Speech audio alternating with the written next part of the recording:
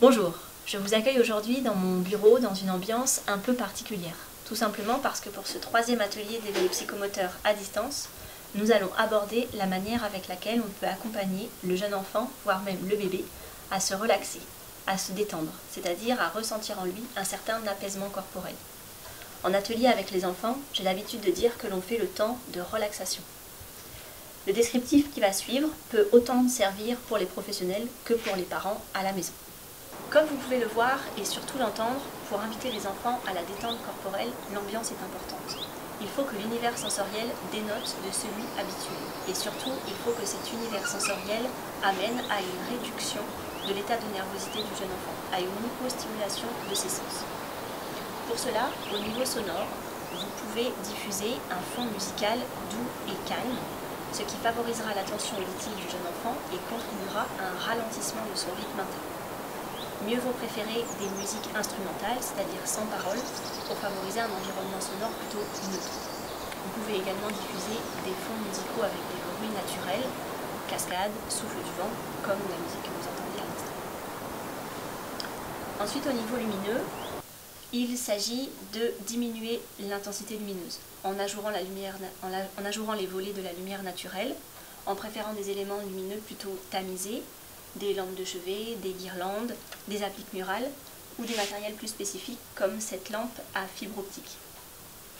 Le but est là encore de réduire les stimulations visuelles, de les rendre moins vives, moins criardes, plus relaxantes, afin d'encourager la détente corporelle. Enfin, concernant le matériel, lorsqu'on fait des massages aux jeunes enfants, on a l'habitude d'utiliser des balles sensorielles, ou plus précisément des balles tactiles. Je vous conseille de les choisir colorées et de différentes tailles. Vous pouvez les choisir avec des textures plutôt lisses, plutôt apicots, plutôt rugueuses.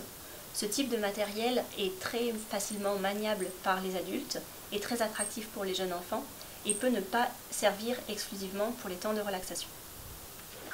En réalité, l'ambiance zen, tout comme le matériel, fait partie, disons, de l'emballage, du contexte environnant. Ce sont des paramètres extérieurs importants pour le jeune enfant puisque repérants pour lui, mais l'élément incontournable pour inviter le jeune enfant à la détente corporelle, c'est votre propre attitude. C'est la manière avec laquelle vous vous comportez avec lui, votre façon de lui parler, de le regarder, de le toucher, de le masser. Demander à un enfant de se calmer en étant soi-même agité est un non-sens pour l'enfant. C'est lui envoyer un message contradictoire qu'il ne pourra ni appliquer ni décrypter. L'attitude de l'adulte doit donc être à l'image des éléments environnants, c'est-à-dire calme et posé. Premièrement, vous devez veiller à ralentir votre rythme de parole, à baisser l'intensité de votre voix, voire même à ne plus parler du tout, pour éliminer une stimulation de plus à gérer pour le jeune enfant. Deuxièmement, il vous faut poser votre posture, il vous faut confortablement vous installer. Donc plutôt vous asseoir, pour que l'enfant sente que vous allez passer du temps auprès de lui, que vous n'allez pas passer à une activité dans la minute suivante. De cette façon, l'enfant sentira qu'il pourra lui aussi confortablement s'installer et il pourra peut-être relâcher ses tensions musculaires. Enfin, troisièmement, vous devez ralentir vos gestes. Si vous faites des massages, des contacts corporels aux jeunes enfants, mieux vaut des massages lents et profonds dans lesquels on est concentré et investi, plutôt que des massages succincts et superficiels qui renvoient plutôt à une agitation interne.